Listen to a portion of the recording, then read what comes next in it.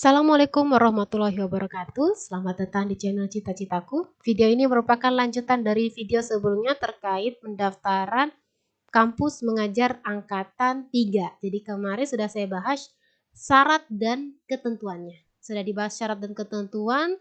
Jika teman-teman sudah merasa yakin saya masuk syaratnya, saya bisa ikut program kampus mengajar, silakan dibuka kampus mengajarnya ya. Silakan dibuka di bagian kampus mengajarnya. Daftar sebagai peserta baru bisa tanggal 25 November. Nah, kemudian kalau ingin mengetahui informasi selanjutnya, lihat informasi selengkapnya. Di bagian kampus mengajar ini, di bagian pengenalan dan pendaftaran, kita lihat dulu tentang program kampus mengajar. Di sini ada keterangan apa itu kampus mengajar. Jadi kampus mengajar ini bertujuan untuk memberikan kesempatan kepada mahasiswa belajar dan mengembangkan diri melalui aktivitas di luar kelas perkuliahan. Jadi tentu teman-teman akan ditempatkan di salah satu sekolah, itu ditetapkan oleh panitia. Ada 3.400 sekolah dasar dan 375 sekolah menengah pertama yang sudah bekerjasama dengan kampus mengajar di seluruh Indonesia. Jadi di sini kita akan berbagi ilmu dan pengetahuan kepada adik-adik di sekolah tersebut. Kemudian tujuan kampus mengajar, ini bisa dibaca ya, ada 7 tujuan yang tera di sini, bisa kita baca masing-masing. Kemudian manfaat kampus mengajar. Nah, manfaat ini sering ditanyakan nih, nanti kalau saya di kampus mengajar saya dapat apa ya? Saya dapat bantuan nggak ya? Karena kan katanya di seluruh Indonesia kalau saya ditempatkannya di luar provinsi gimana? Yang ngebiayain siapa? Oke, kita baca manfaat kampus mengajar. Jadi melalui program ini diharapkan mahasiswa dapat mengasah jiwa kepemimpinan, soft skill, dan karakter serta mempunyai pengalaman mengajar, berkolaborasi dengan guru di sekolah dasar dan sekolah menengah pertama dalam kegiatan pembelajaran. Jadi mungkin kalau untuk anak-anak pendidikan nih ya, kegiatan seperti ini seperti PPL ya, yang kita langsung turun ke lapangan. Tapi kalau untuk kampus mengajar siapapun bisa, bukan anak FKIP aja. Bisa untuk anak FMIPA, bisa untuk anak teknik, bisa untuk anak kedokteran. Jadi semuanya bisa mengajar di kampus mengajar. Oke. Kemudian apa sih yang kita dapatkan selain pengalaman itu? Kita dapat konversi SKS sekitar 20 SKS untuk memenuhi syarat penyelesaian gelar sarjana di sini. Biaya hidup dan bantuan akomodasi. Jadi teman-teman jangan khawatir, ada dikasih biaya hidup dan bantuan akomodasi itu tempat tinggal. Jadi ada bantuan untuk pembiayaan tempat tinggal jika penempatan teman-teman ternyata di luar dari domisili. Kemudian potongan UKT. Nah, ini potongan UKT. Jadi teman-teman mungkin yang UKT-nya berapa gitu ya, dipotong sebagian jadi lebih meringankan. Sertifikat peserta program kampus mengajar. Sertifikat ini sangat diperlukan. Jadi kalau teman-teman nanti daftar beasiswa atau daftar untuk bekerja, itu biasanya sertifikat-sertifikat seperti ini menjadi nilai tambah untuk bisa diluluskan. Oke. Kemudian syarat dan ketentuan tadi udah saya jelaskan di video sebelumnya, silahkan diperhatikan ya. Syarat ketentuannya. Sekarang kita ke pendaftaran. Jadi pendaftaran ini ada dua, pendaftaran akun di Kampus Merdeka dan pendaftaran untuk program kampus mengajar. Jadi mungkin teman-teman yang sudah pernah ini ya daftar di Kampus Merdeka untuk ikut program magang atau program studi independen atau program kampus mengajar sebelumnya, itu bisa pakai akunnya untuk mendaftar di program kampus mengajar. Tapi bagi teman-teman yang belum pernah mendaftar di akun Kampus Merdeka, baru tahu nih ada website ini, baru tahu nih ada tentang Kampus Merdeka. Silakan didaftar dulu ya. Jadi cara mendaftarnya diklik aja. Nah, di sini sudah diberitahukan secara detail tutorialnya dari awal sampai akhir, dari buka website sampai selesai pendaftaran. Jadi tidak ada alasan tidak bisa mendaftar atau bingung mendaftarnya karena semuanya sudah tertera. Jadi tinggal dari teman-teman sendiri apakah punya kemauan untuk mempelajarinya. Nah, jadi bisa dibaca satu persatu tahapannya, diikuti step by stepnya. Mungkin mau daftar dipakai laptop, terus lihat tutorialnya lewat HP bisa, ataupun buka tab lainnya, lihat pindah-pindah tab untuk memperhatikan ya sampai akhir. Jadi saya tidak perlu untuk menjelaskan atau membuat simulasinya saat ini karena memang sudah ada dengan sangat jelas saya lihat di sini. Nah, seperti yang untuk perguruan tinggi, jika ada yang bertanya nih, kok saya nggak bisa ya milih perguruan tinggi? Nah, dicek dulu perguruan tinggi teman-teman itu dari mana, Kemdikbudristek Dikti atau bukan. Kalau yang dari Kemenak, dari yang kementerian lain, itu nggak bisa ada data perguruan tingginya. Jadi mohon maaf, mungkin bisa ikut di kegiatan yang perguruan tingginya terdaftar. Kemudian dicoba sampai akhir. Nah, jika ada kendala, nanti kita akan bahas apabila ada kendala teknis di platform itu cara laporannya gimana. Semua sudah ada di website ini, semua sudah dijelaskan. Intinya teman ikutin saja sampai akhir. Sampai tahap 12. Ketika sudah masuk dan dapat melakukan eksplorasi di laman Kampus Merdeka. Jadi kalau sudah masuk nih tampilannya seperti ini nih. Tampilannya sudah ada, kalau udah diganti foto udah ada foto kita. Udah sampai seperti saya tunjukin. Oke, jadi kalau misalnya sudah sampai ke buat akun, sekarang saatnya buat untuk program. Maksudnya untuk mendaftar program seperti apa. Nah, kebetulan di sini daftar programnya belum dibuka, sekarang tertanggal 21 November saya buat video, baru dibuka tanggal 25. Tapi cara mendaftarnya sudah ada, teman-teman. Cara mendaftarnya sudah dijelaskan dari awal sampai akhir. Jadi saya rasa tidak akan ada kendala di sini untuk step by stepnya. Tapi kalau kendala teknis mungkin terjadi, itu nanti kita akan melihat cara pelaporannya seperti apa. Jadi bisa di scroll, ini kita bisa lihat ya, dari awal dibuka website, kita klik apa dulu, setelah klik program, kita klik yang mana, kampus mengajar, setelah itu apa yang kita lakukan, unggah dokumen. Nah, ini di halaman, setelah memilih program muncul halaman registrasi yang terdiri dari beberapa form. Pertama, unggah dokumen. Nah, unggah dokumen ini sudah saya bahas di syarat dan ketentuan video sebelumnya, tolong disiapkan dari awal.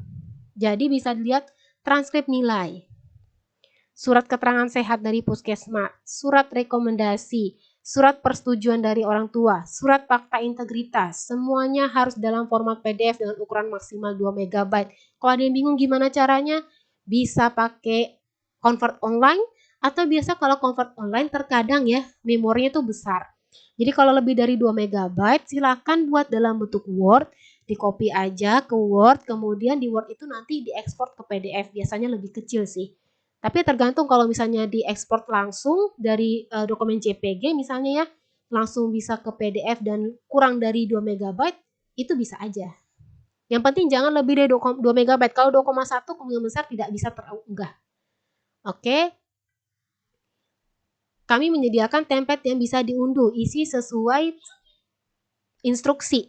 Nah, jadi bisa di sini ada template-templatenya ya, di sebelah kanan ini ada template-templatenya, nanti diunduh dulu. Jadi teman-teman mungkin untuk surat rekomendasi, surat persetujuan itu kan harus sesuai template. Jadi sebelum nanti minta ke dosen atau minta ke orang tua, diunduh dulu templatenya, diunduh dulu, diambil dulu dari pendaftaran. Jadi harus buat akun dulu ya. Harus buat akun, harus daftar dulu. Berarti teman-teman untuk surat rekomendasi, surat persetujuan orang tua, dan surat fakta integritas ini baru bisa diproses mulai tanggal 25 November. Baru bisa diproses mulai tanggal 25 November. Kalau sekarang mungkin ya kontak-kontak aja dulu dosen, tanya-tanya dulu. Nah, tapi kalau untuk surat rekomendasinya, tunggu ada templatenya yang bisa diunduh. Oke. Kemudian, jika mahasiswa mengunggah dokumen yang salah, mahasiswa dapat menghapusnya dengan klik tombol hapus file. Nah, jadi kalau misalnya nih pada saat udah jadi nih surat rekomendasinya, mau pilih file, ternyata yang terambil file untuk surat rekomendasi orang tua. Surat pernyataan dari orang tua salah. Nah, itu nggak masalah. Klik aja tombol hapus file terus unggah balik, unggah lagi atau ganti file. Nah, unggah dokumen pendukung seperti sertifikat, bukti pengalaman organisasi. Nah, ternyata di sini bisa dilihat ya, buktinya itu bisa dalam bentuk file, bisa dibaca mungkin nih file-file PDF-nya. Berarti semuanya diubah ke PDF tergantung. Jadi perhatikan baik-baik, kalau diminta PDF, maka kirim melalui PDF. Kontak pribadi diisi semuanya, sesuaikan dengan keterangan di sini, hati-hati membacanya. Pada saat mendaftar, mohon sambil membaca tutorial yang ada di website ini sehingga teman-teman tidak melakukan kesalahan pendaftaran. Data akademik, kontak darurat, review data cek ulang lagi, jangan sampai ada salah. Misalnya seharusnya teman-teman tuh jenis kelaminnya laki-laki, kepilih perempuan. Nah, kan jadinya error. Atau tanggal lahir ada yang keliru pas mengetik kontak, nomor HP, alamat email, dicek aja semuanya sampai merasa sudah yakin, baru di ringkasan kegiatan pilih daftar. Nah, jika sudah pilih daftar, sudah sulit itu untuk merubah lagi data-data yang sudah diunggah atau data-data yang sudah diinput. Jadi usahakan tidak ada kesalahan pada saat menginput data. Nah, itu untuk mendaftar di kampus mengajar. Lalu kemudian bagaimana sih jika saya mengalami kendala untuk mendaftar? Kendala teknis ya, jadi kendala pada platformnya. Entah platformnya tiba-tiba tidak mau muncul namanya, sudah daftar akun Kampus Merdeka tapi tidak mau ke login. Nah, bagaimana ini? Kita kembali ke bagian informasi ini, FAQ-nya. Nah, di bagian prosedur pengajuan laporan kendala teknis, ini diklik. Nah, jadi di sini sudah dijelaskan ketika teman-teman punya kendala teknis pada platform, apa yang harus dilakukan. Yang pertama, sebelum mengajukan laporan, jadi sebelum mengajukan laporan ini atau buat tiket, pastikan telah menyiapkan beberapa hal. Tangkapan layar penuh, screenshot full screen. Jadi di screenshot tampilan yang bermasalah itu seperti apa. Atau lebih bagusnya menggunakan video rekaman, screen recording. Jadi rekam dari awal sampai akhir teman-teman proses, kendalanya tuh yang apa dijelaskan di situ. Jadi bisa mungkin kalau pakai HP ada beberapa aplikasi kayak AZ Recorder dan lain sebagainya untuk rekam layar, atau seperti saya menggunakan PowerPoint untuk mengambil gambar dan suara dari yang dijelaskan dari yang ditampilkan di laptop, bisa aja. Jadi gunakan screen recording untuk menjelaskan kendala yang dihadapi. Jadi bagian teknisnya nanti lebih mudah mengetahui permasalahannya dan lebih mudah untuk menanganinya. Kemudian ajukan laporan dengan menghubungi layanan bantuan kami melalui fitur Talk to yang tersedia pada setiap halaman akun Kampus Merdeka. Nah, ini akan ada ya tanda kayak untuk chat gitu ya, yang sebelah kanan yang kecil ini akan ada ketika teman-teman sudah masuk. Karena tadi saya coba kalau saya belum masuk tidak muncul itu. Jadi kalau teman-teman udah masuk ke akun Kampus Merdeka, ada tanda ini, mungkin bisa ya. Coba saya buka di Kampus Merdekanya. Nih saya coba buka website Kampus Merdeka. Nah, tidak ada tampilannya kalau saya belum masuk nih. Tidak ada tampilan kalau saya belum masuk. Jadi teman-teman masuk aja dulu ke dalam akun masing-masing. Kemudian kalau tanda Talk to ini silakan diklik. Kemudian isi data dan jelaskan kronologi dari masalah teknis yang dialami. Nanti lampirkan videonya atau lampirkan tangkapan layarnya. Jika sudah mengirim laporan, silakan cek email secara berkala. Jadi akan diinformasikan melalui email apakah kendalanya sudah diselesaikan atau belum. Nah, untuk teman-teman kalau misalnya pada saat pelaporan kendala ini tolong menggunakan email yang aktif. Jangan sampai salah ketik email. Bagaimana nanti tahu progres dari kendala tersebut sudah diselesaikan atau belum. Nah, mungkin ini sekian ya terkait tentang cara pendaftaran dan bagaimana cara pengajuan laporan saat adanya kendala teknis di pendaftaran. Sebelum akhiri saya ingin memperlihatkan nih terakhir bagaimana sih cara bukan bagaimana ya, melihat ini apa namanya?